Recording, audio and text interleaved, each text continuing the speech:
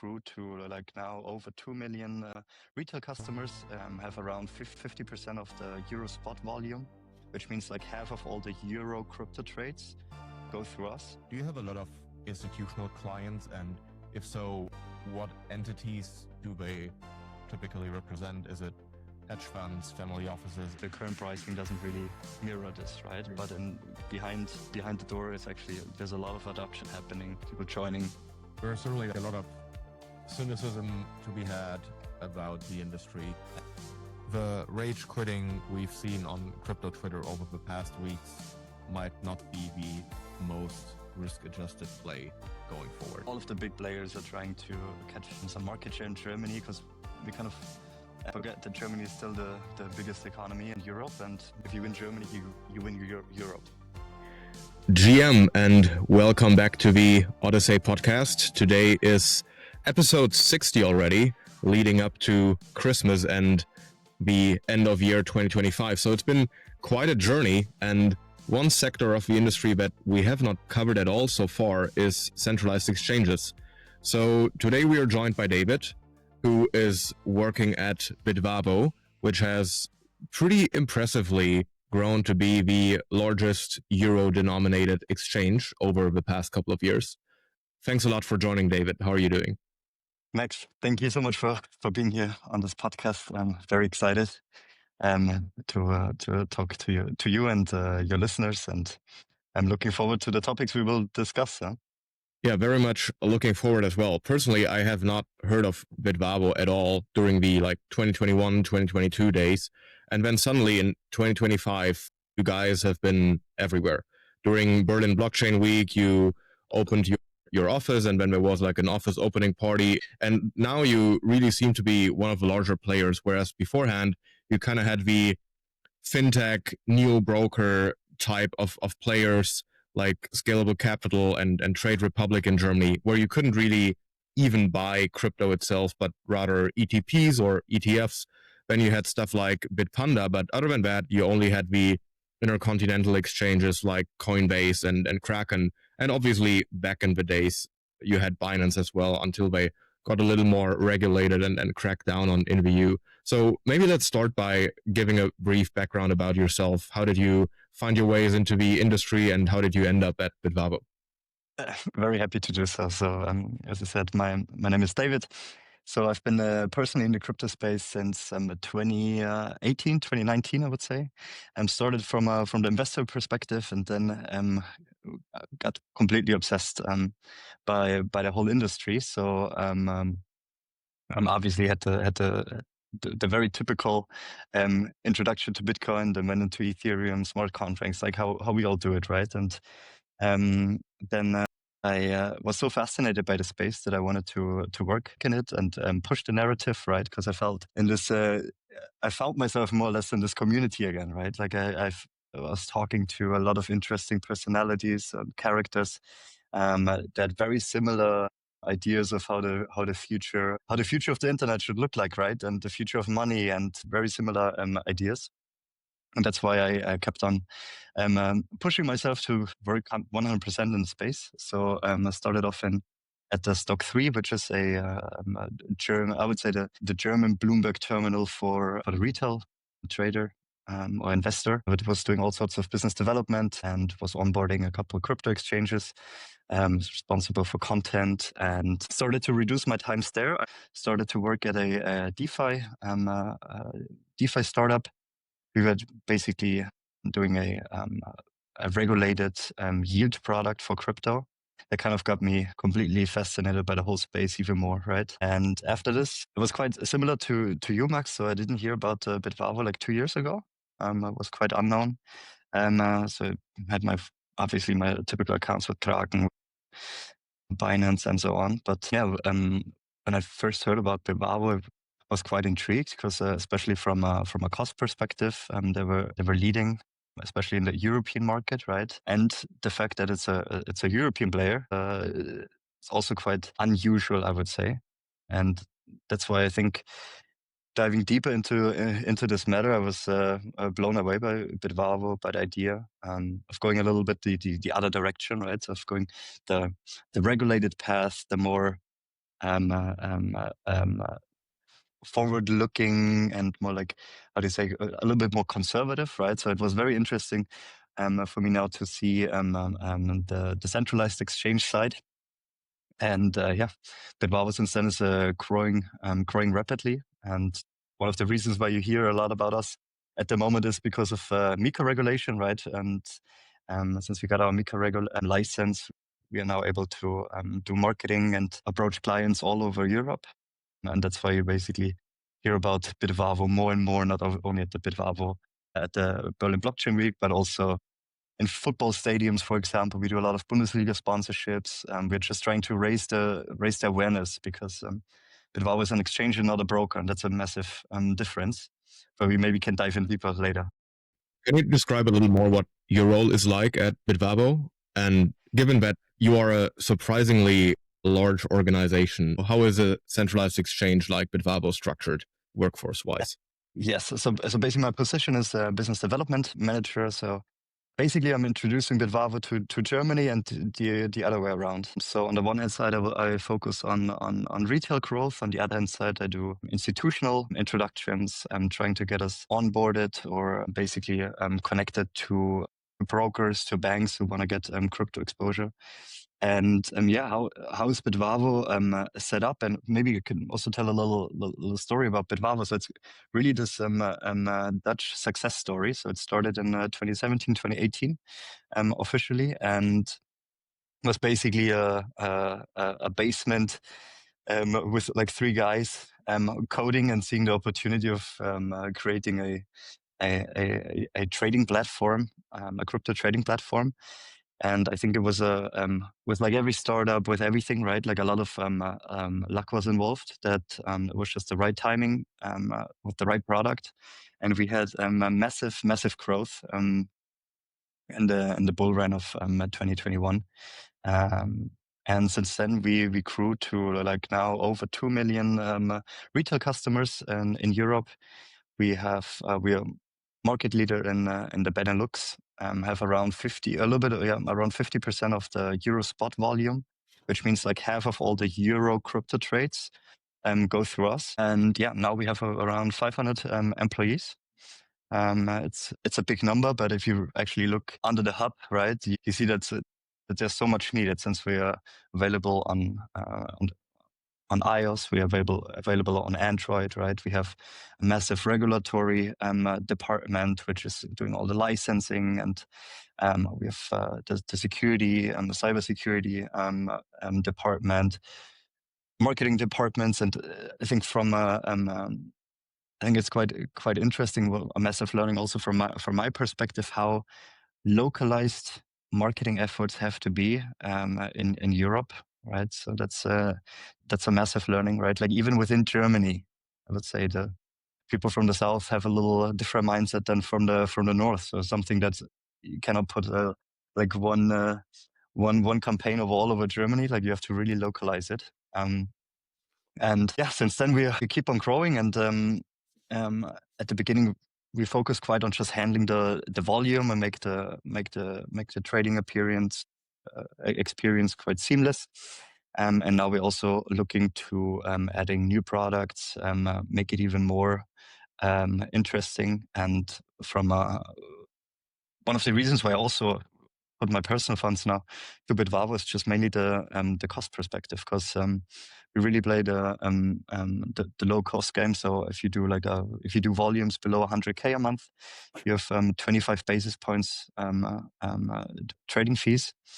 If you do a market order, if you do a limit buy or sell, so you add liquidity to the order book, you basically have a fee of 15 basis points, right? So this is super competitive in comparison to some brokers here in Europe. And this basically comes with a German customer service, right, which is for the retail customer quite important, with very localized activities.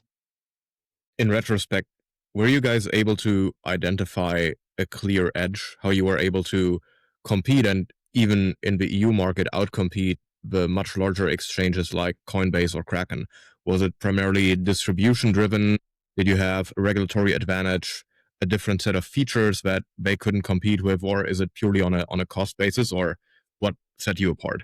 A couple of the topics, but like being European helps a lot, and also focusing on euro. So I think it's quite an easy sell to say that we are European based. We focus on the euro. Most other exchanges, they settle their trading on dollar. But there's bigger institutions that don't really want to have this double currency risk. If you go deeper into the institutional landscapes, it's really that, for example, German institutions, they want to work with Germans, right? They want to have a German representative. They want to talk to a German, right? And if the offering in Germany is limited, right, then they see, hey, who else is out here in Europe? So they really focus here in Europe, and that's where we are placed perfectly, or situated perfectly from this perspective. Then on top, obviously, the regulatory topic, where we are just very very focused and really focused on details, because now,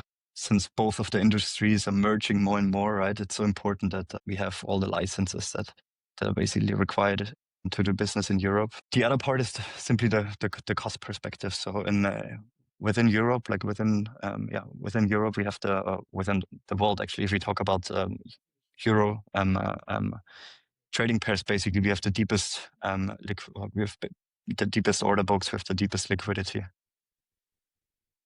Yeah, I remember that if you wanted to trade euro pairs on Kraken or Binance, they have a decent selection of them. Obviously not as large as Bitvavo's, but if you move down the longer tail, liquidity is not really comparable to their US dollar equivalents. How do you view the centralized exchange competitive landscape in Europe right now? I still remember in the 2021 days, I personally perceived Bitpanda to be the most like local European, very distribution and marketing heavy player. I think that's also a point in time where it makes sense to go into the broker and exchange differentiation. But yeah, how do you view the competition and the landscape right now? I mean, now with having Mica in place, right, you have the regulatory playing field now, where everybody can agree to.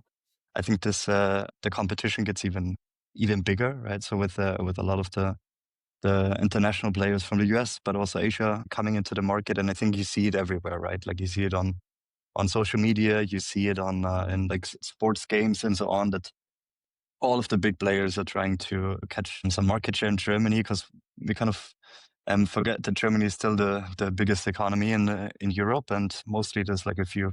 Like the approach is, if you win Germany, you win Europe. That's what marketing geniuses say, right? And so the competition is still ongoing, but you also saw that it's the landscape is also consolidating, especially with regulatory topics, right? So you have a couple players who have to move out of the market. Some are being merged, and yeah. So I think this is quite fair. The point for me is, the market is still growing, and that's why I think there's enough pie for everyone. But obviously, competition is good.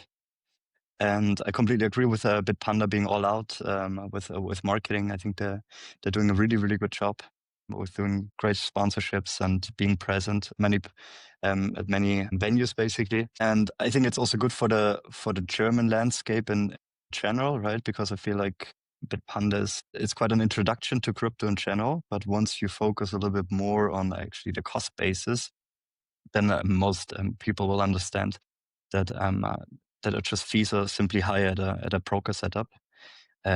So many people are not, like, maybe not your Degen followers or like your Degen listeners, right? But and for many retail customers, they don't really know what the difference is between an exchange and a broker. And it all really started.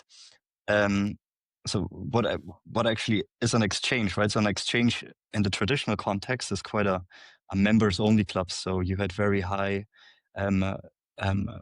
capital requirements. Only companies were able to allowed to trade on the traditional exchange until the people wanted to also participate in the growth of stocks, right? So that's why then brokers got introduced. So brokers basically a middleman, right? You don't need your lower capital requirements. You have a normal like KYC process and so on, another KYB process on the exchange side. So always a middleman who basically then buys crypto, buys stocks from a broker, and then sells it to its customer. The broker versus exchange debate in the crypto context is quite similar because it's a crypto exchange is a little bit of both. So for the first time, there's the possibility that you as an end customer can put into an order book of an exchange, right? Which is unheard of from the traditional side. So it's almost that now a retail customer can become some sort of a market maker, right? Because you either take away liquidity from the order book, or you bring liquidity to the order book. So that also ends up being a differentiator in the fees. So basically, if you just do a simple market maker, a market order, you basically pull away liquidity from the exchange. If you do a limit order, then you basically add liquidity to the order book, which makes the exchange run more smoothly, have deeper books, right? And therefore you have a benefit as an exchange, right? And therefore the fees are lower. Once you get in touch with an exchange, right? So the price is basically made by the market, right? And it's not made by the broker, who is your direct counterparty. With an exchange like us, we have market makers, we have institutional players, and we have retail players placing bids on both sides, on the sell and buy side, So basically, everybody's playing on the exact same playing field. Exactly. And it becomes way more transparent and therefore also cheaper. Is the whole payment for order flow, is that a thing that brokers do? I mean, it's a very well-known concept in the fintech and like neo-broker, stockbroker field, but I'm wondering whether it's also a growing sector or revenue stream for players in crypto. I think it always existed, right? Like there will be a little bit more. There's more regulation coming up in, I think, 2026 regarding the payment for order flow. It has a concept that always existed and most likely will always exist, right? It's always I think just also going back to the broker with this exchange, right? So the broker is a very nice introduction, right? It's very user friendly. It's really focusing on it. But now, with being a little bit more digital and set up quite more thin as a tech company, you can also have those kind of benefits from a broker with an exchange. Mm-hmm. Since you mentioned Mica quite a bit, and if I remember it correctly, most of the time I personally listened to podcasts, read articles around it was back in 2023 and 2024, I guess, when the entire package of legislation was drafted and people were wondering what is going to be included. Can you explain a little more to the audience what exactly it entails on the centralized exchange side? Because if I remember correctly, it's very complex, and it touches on stuff from DeFi to centralized exchanges to stablecoins. So basically every niche within crypto. How does it particularly affect you, and how do you use Mica to build yourself regulatory and competitive advantage? So I'm not a legal expert, right? So I'm not so deep into the regulatory advice topic. on this No show. legal advice, exactly. Also, no financial advice, nothing.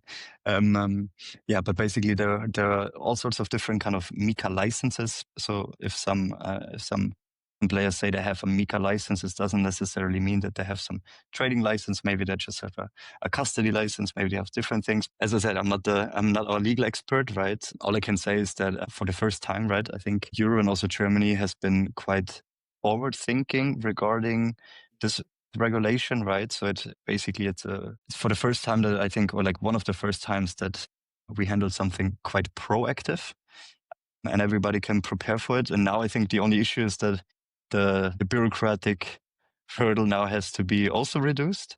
And I think then it's a really good regulatory package. Does it enable you to offer any additional features, or does it restrict you from certain features? I still remember back in, it was July or August 2021, when I suddenly wasn't able to trade perps on Binance anymore. Before I could even like get started with that, I was quite excited for it when I just got started with crypto. Oh well, you can also use leverage, and then before I was even like able to use it, I got that notification from the app that they are not able to offer it within the EU anymore. Was stuff like that already related to Mica, or how does it affect the features that centralized exchanges are allowed Yes, to offer? exactly. So Mica is one of the reasons for a lot of leverage products. It always depends on what kind of products there are. But many of those are securities, right? And then once you have securities, Mica doesn't cover securities as far as from my knowledge. So basically, you need a MiFID 2 license to provide those features, right? And that basically then goes into another regulatory loop, right? So yeah, it's quite complex, right? I think it's also quite good. I think that we have those regulations in place, right? To really obviously like the focus is on protecting the end customer, right? And I think that's why some of the regulatory things are definitely useful.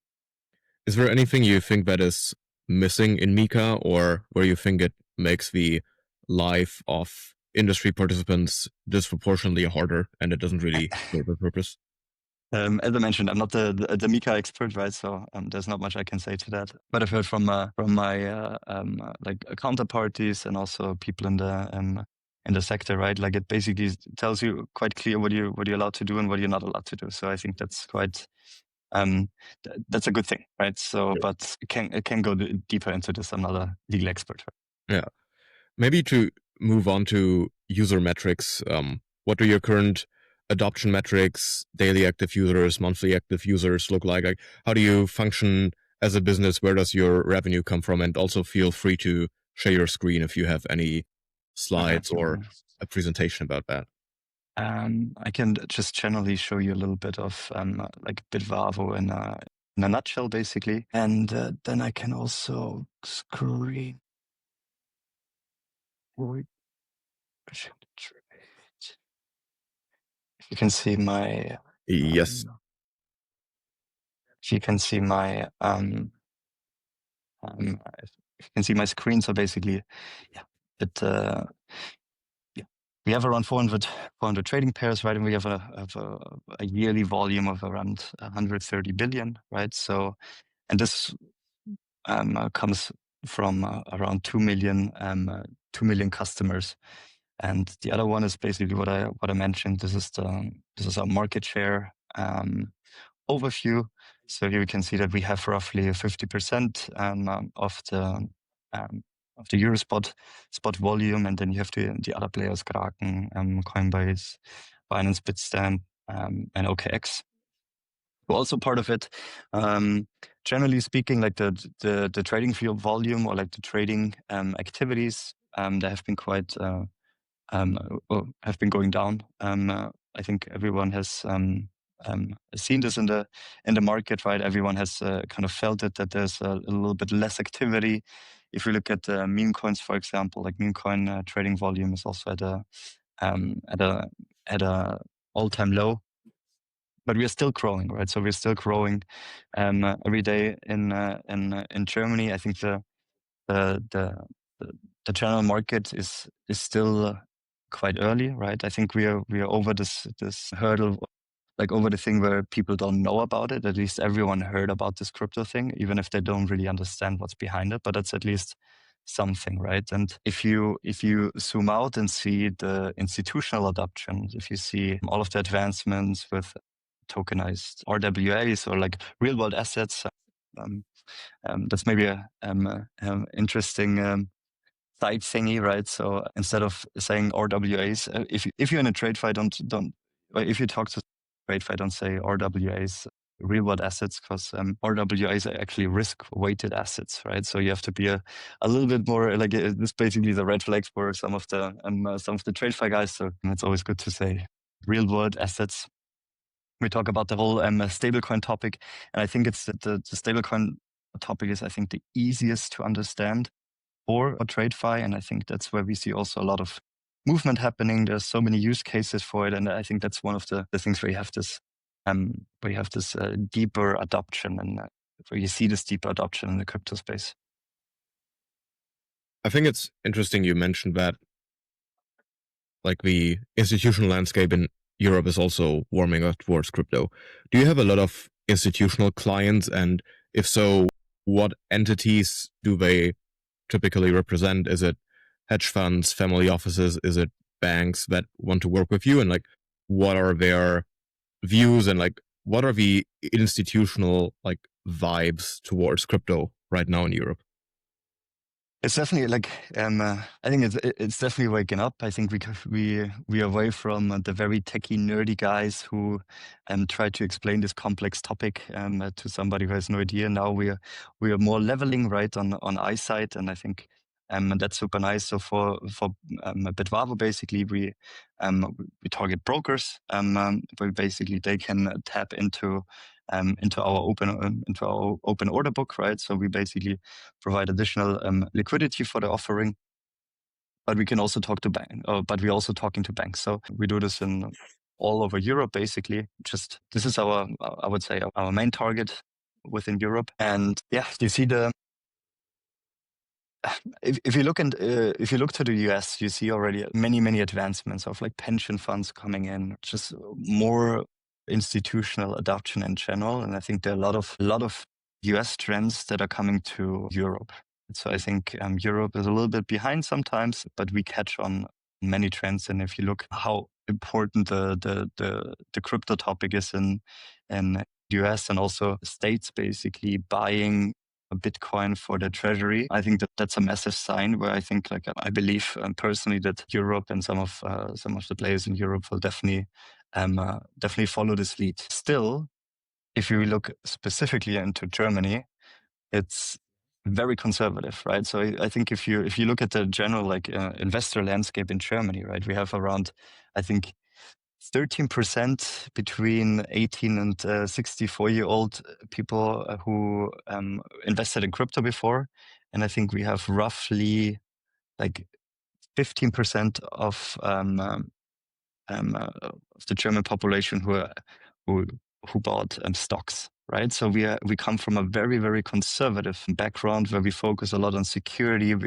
Germans focus a lot on insurances, for example. I think there's around 2 insurances per person in Germany. So super conservative, which is okay, but at some point, right, I think people need to open their eyes and see that you need to diversify your portfolio. Inflation is still, it's not at an all-time high, right? But inflation is there. And if you just put your money into your bank account and let it sit there, it's you're losing the value. I assume that most of your customers also from Germany are from our generation, maybe a little bit older.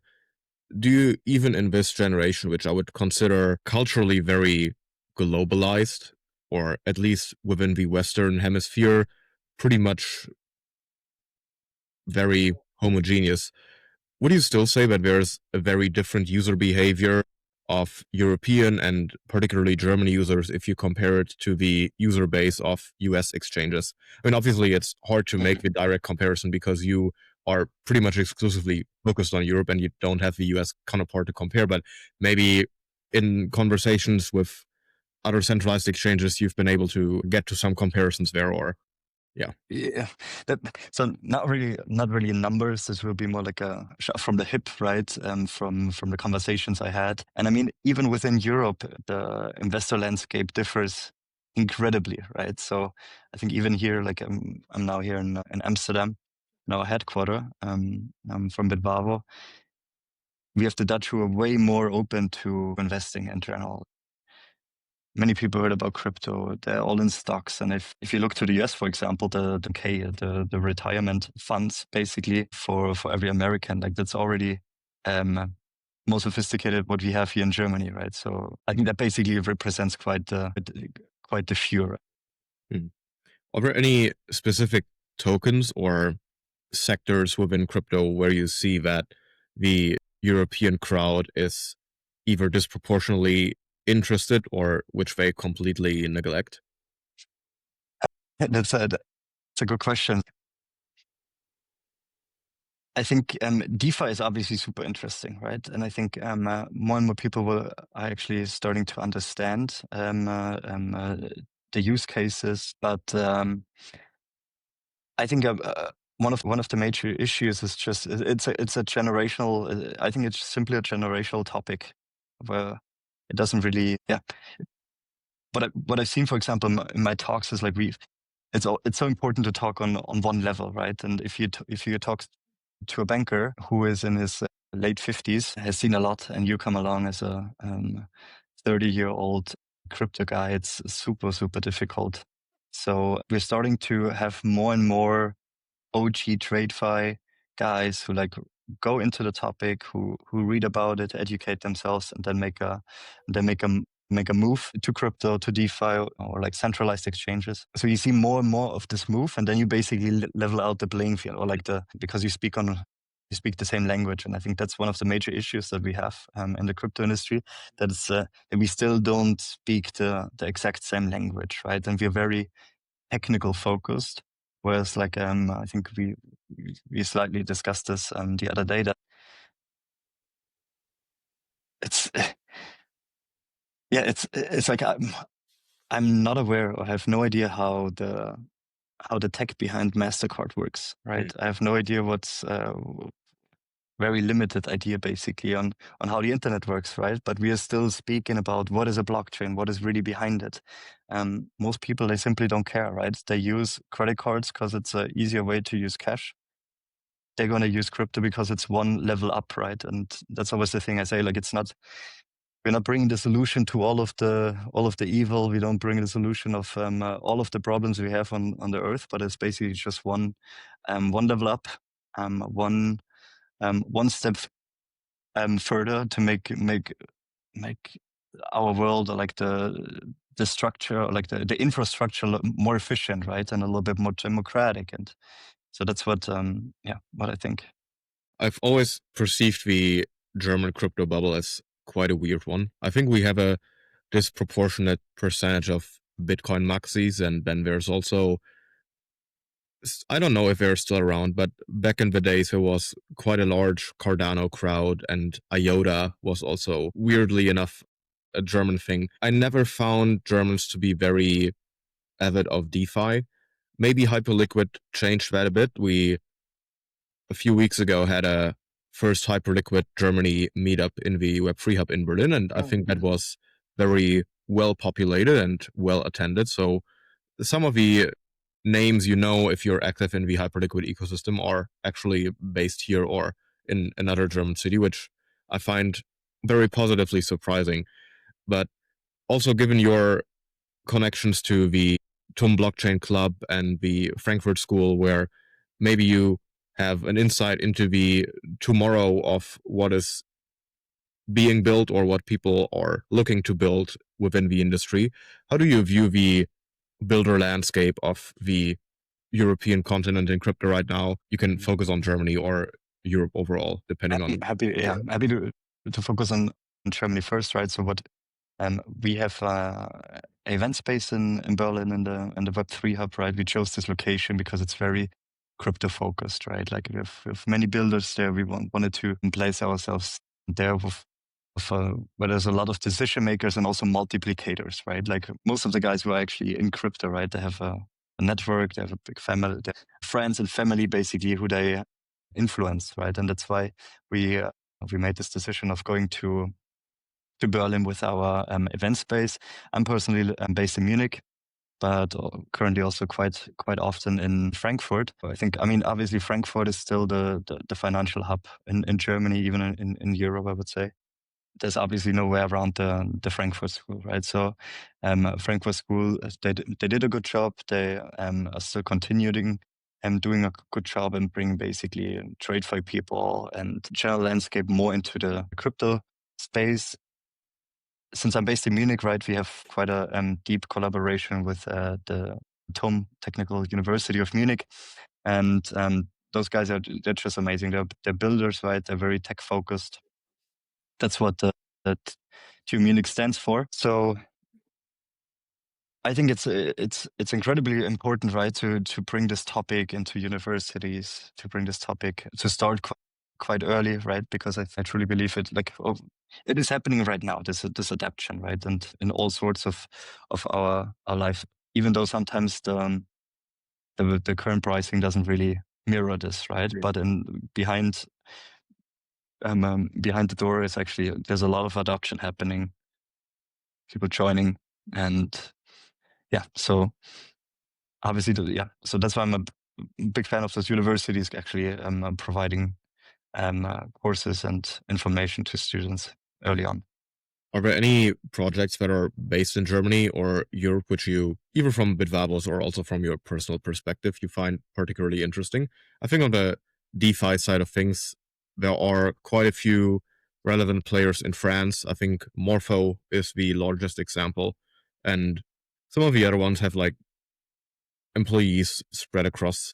London is very heavy when it comes to the US exchanges hopping over to Europe and more of the financialization, tokenization, and VC fund landscape. But I couldn't pinpoint a very crypto native project, which I know very well, which I'm certain of that is based in London. But back in the days, the Crypto Valley in Zug was obviously a much more relevant player. It's still a key location for a bunch of the foundations.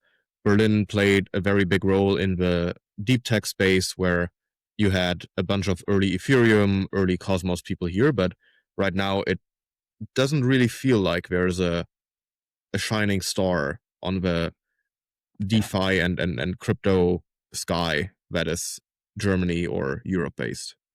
I completely agree. Also couldn't pinpoint a player that is really going through the roof. I think it's just like one of the major issues is simply the bureaucratic topic, right? Like we're quite digital native, right? For if I work on a laptop from Europe or somewhere else, like why it doesn't really make a big difference, right? So I'm choosing the one that's easiest on me from a tax perspective, that's easiest on me from a bureaucratic perspective, and who's supporting startups, right? And also from my personal experience working in DeFi, it was a nightmare, right? Like to set up something in Europe. I'm not saying it's not possible, but it's it's more difficult than somewhere else. What's your outlook into 2026 markets wise for Bitvavo and generally how the crypto landscape is going to move forward? Right, this is my personal view, right? And this is no financial advice on this topic. And I think it's super difficult to say how 2026 goes. If you remember looking at we thought October is coming, right? Do we see a end of the year rally? Like what is happening to all of this? Like all of the traditional metrics are basically not really happening anymore. I basically I just see it from a adoption perspective, and I see this is continuously growing. That's why there's more volume coming in. But there's like the impact what this volume and the new users will have short term is super difficult, right? We're also talking about we're talking about big. I personally think there's we're in the bubble space where we talk about AI, right? So this couldn't have a massive effect also on all other industries, including crypto. Generally speaking, crypto is still a very risky asset. So once the market goes down, usually liquidity goes from the risky assets first. That's what I'm saying. Like it's quite difficult to pinpoint this. Not sure what, for example, like is a Nvidia worth 2 trillion? Is it worth 4 trillion? What is even the difference? I really don't know, right? So it's very, very difficult for me to pinpoint it. But I see it from a perspective from Bitvavo. We are continuously growing. We are opening up now to all European markets, and we are basically pushing the crypto narrative into everyone's home. So that's why I generally think there's but it's going to be 100%. It's going to be volatile, but I'm bullish looking forward. Do you agree with the thesis that there's a decent chance that crypto as an industry, while getting more adoption day by day, as an isolated industry is actually going to decline and take more of a backseat? It's somewhat similar to the internet.